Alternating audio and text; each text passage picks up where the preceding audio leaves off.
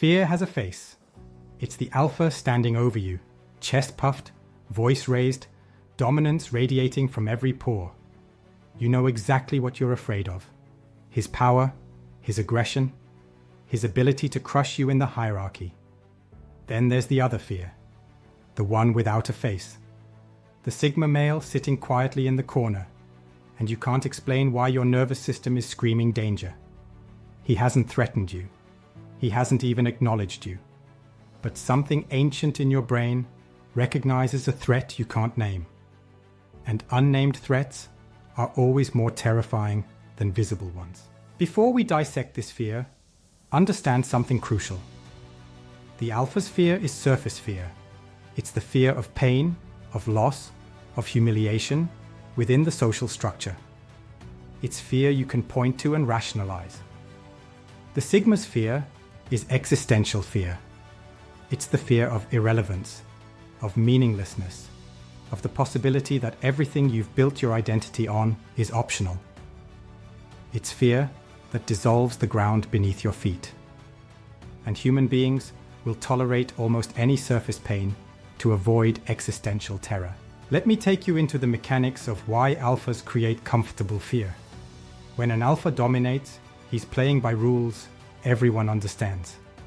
Hierarchy, status, power. You know where you stand. You know what he wants. You know how to navigate the situation. Submit, challenge, or avoid. All of these are viable strategies that have worked for humans for millennia. The alpha is predictable. Even his violence is predictable. He operates within a framework you comprehend. And comprehension, even of danger, creates a sense of control. The Sigma male operates outside this framework entirely. There's no hierarchy to navigate because he doesn't acknowledge hierarchy. There's no status to calculate because he doesn't value social status. There's no power to submit to or challenge because his power isn't social. You have no strategy. Every social move you've learned, every manipulation you've mastered, every defensive tactic you've developed, none of it works. He's not playing the game. And when someone isn't playing the game, they become unpredictable. Unpredictability is the mother of fear, but it's deeper than unpredictability. Stay with me because this is where most people lose the thread. The alpha threatens your position in the hierarchy. The Sigma threatens the hierarchy itself. When you lose to an alpha, you move down the ladder. The ladder still exists. Your world remains intact, you're just lower in it. When you encounter a Sigma who genuinely doesn't care about the ladder, who's living a fulfilling life without climbing it, who's found meaning outside the system you've devoted everything to, the ladder itself becomes questionable. And if the ladder is questionable, what have you been climbing? What has your life been for? This is existential threat. The alpha can destroy your status. The Sigma can destroy your reality. He's living proof that the game is optional, that the things you thought were necessary for happiness aren't necessary, that the achievements you've killed yourself pursuing don't actually matter. That success, as you've defined it, is just one arbitrary definition among infinite possibilities. His existence is a mirror reflecting the possibility that you've wasted years chasing something that never had to be chased. This creates a terror that physical dominance never could. Let me show you how this fear manifests in real behavior. When people encounter an alpha, they react with the hierarchical playbook. They either compete, comply, or flee. All of these reactions make sense within the social framework. When people encounter a Sigma, watch what happens. They try to pull him into the game.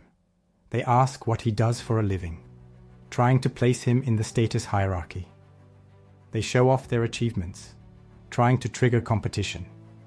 They seek his approval, trying to confirm he values what they value. And when none of this works, when he remains unmoved, the fear intensifies. Because his indifference isn't rejection. Rejection, you can handle. Rejection means he engaged with your value and found it wanting. You're still playing the same game, you just lost this round. His indifference is something far worse. It's irrelevance. You don't register. Not because you're beneath him, but because you're outside his frame of reference entirely. You're trying to show him your impressive car. He's not thinking about cars. You're trying to demonstrate your social connections. He's not thinking about connections. You're speaking a language he doesn't recognize as meaningful.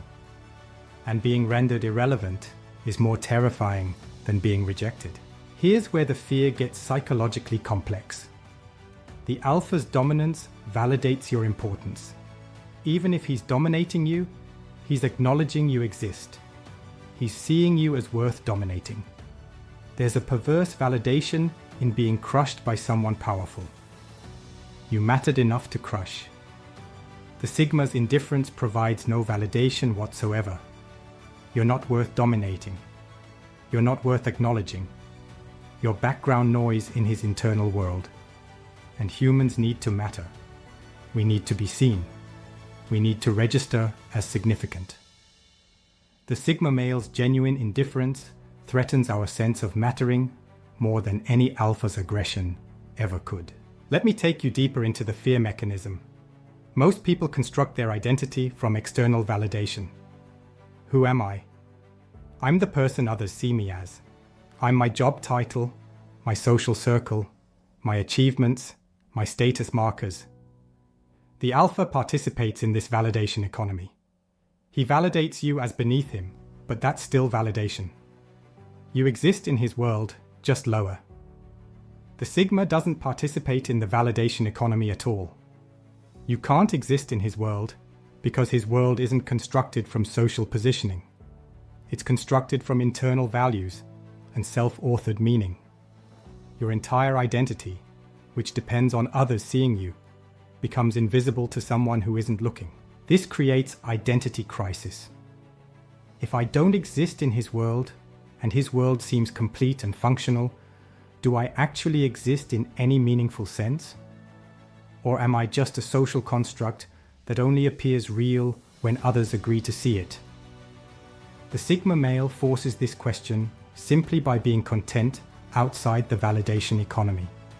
And this question is so threatening that most people will do anything to avoid it.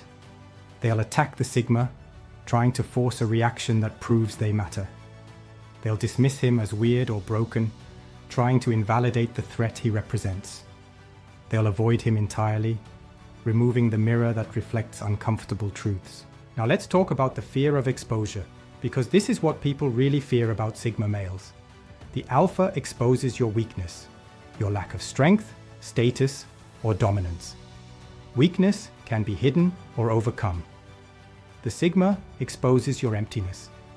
The possibility that beneath all your achievements and status markers, there's nothing. No authentic self, no real purpose, no genuine values. Just a collection of socially programmed responses, performing an identity approved by others. And emptiness can't be hidden or overcome. It has to be filled. But filling it requires admitting it exists. The Sigma male's fullness makes your potential emptiness impossible to ignore. Think about what happens when you're around someone who's genuinely self-possessed. Someone who knows who they are, what they want, what they believe, independent of social input. If you're also self-possessed, you recognize a peer. You feel curiosity or respect. But if you're not, if your sense of self is borrowed from others, you feel terror, because his self-possession reveals your self-absence.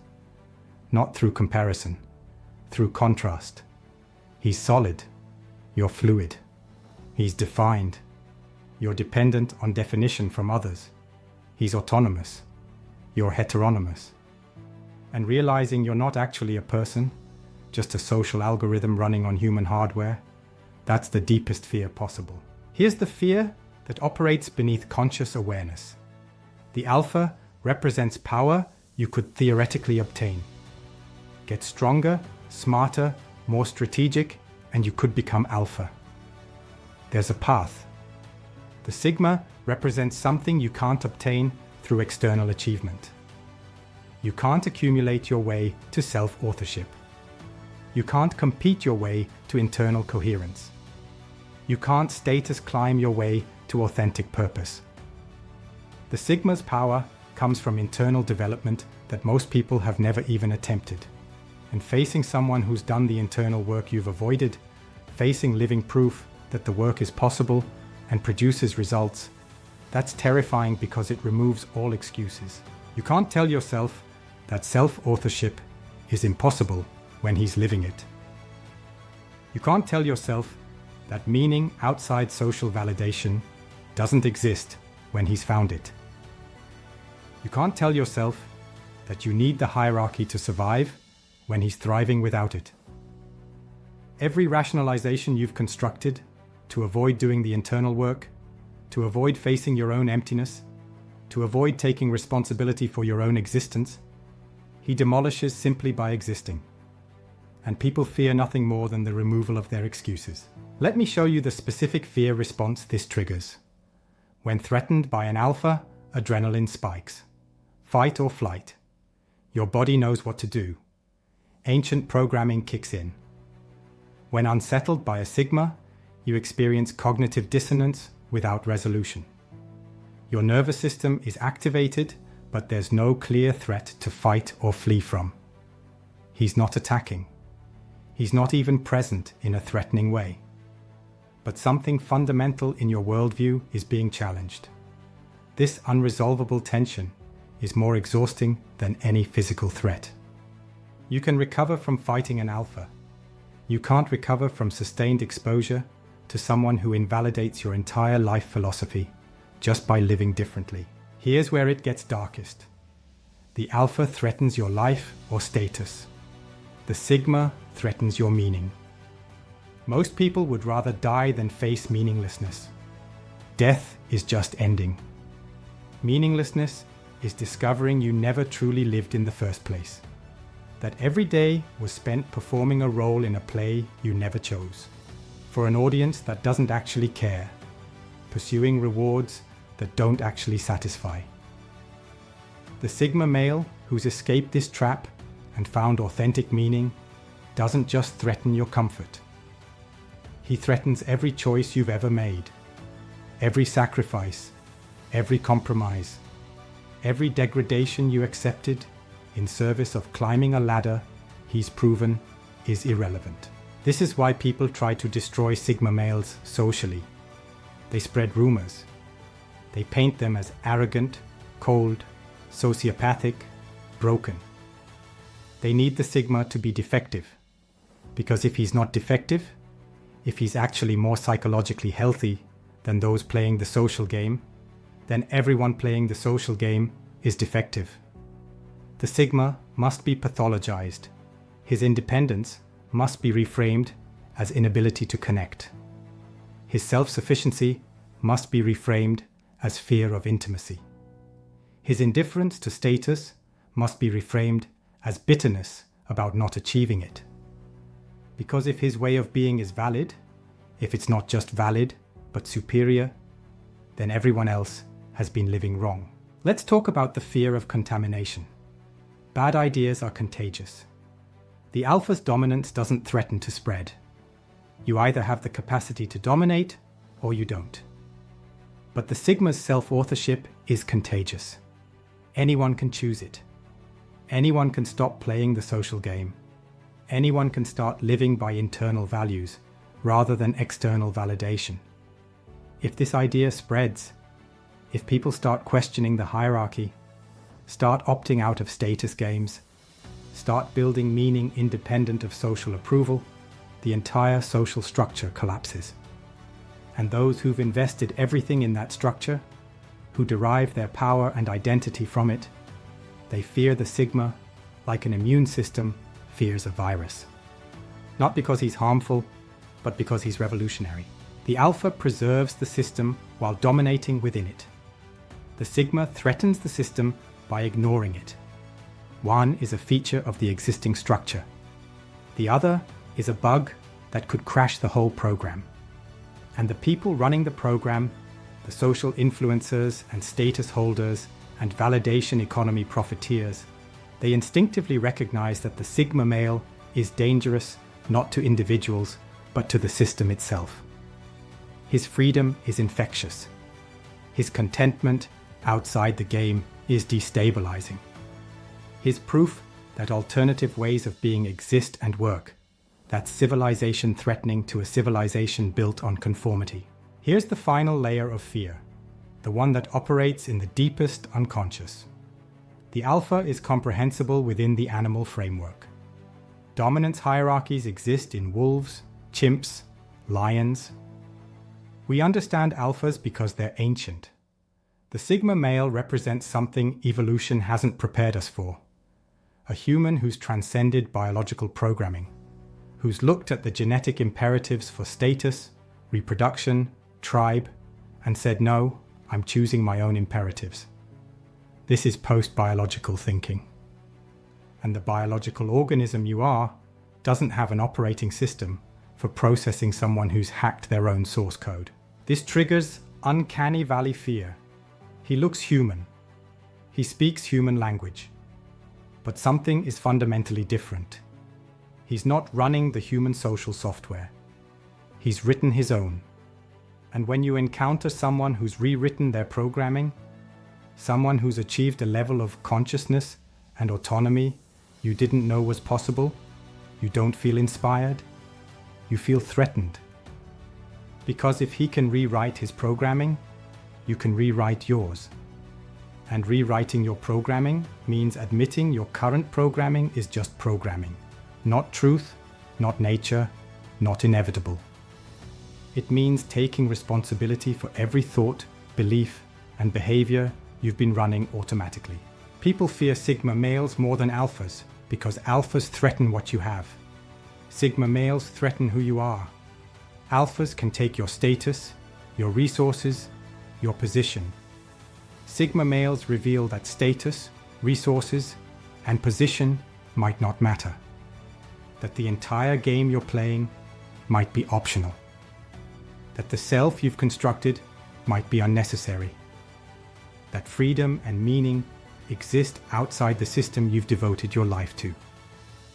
And having the fundamental assumptions of your existence questioned, having the possibility presented that you've been enslaved to a game that never had to be played, that creates an existential terror no amount of physical dominance could ever match. The alpha is the devil you know. The Sigma is the God you didn't know existed. And gods are always more terrifying than devils, because gods have the power to make everything you believed obsolete. The alpha operates within your reality. The Sigma suggests your reality isn't the only one. And nothing is more fearsome than discovering the walls of your prison were always unlocked, that you could have walked out at any time, that someone else did walk out, and that they're not suffering for it. They're thriving. That's why people fear Sigma males more than alphas. Not because of what they do, because of what they prove is possible.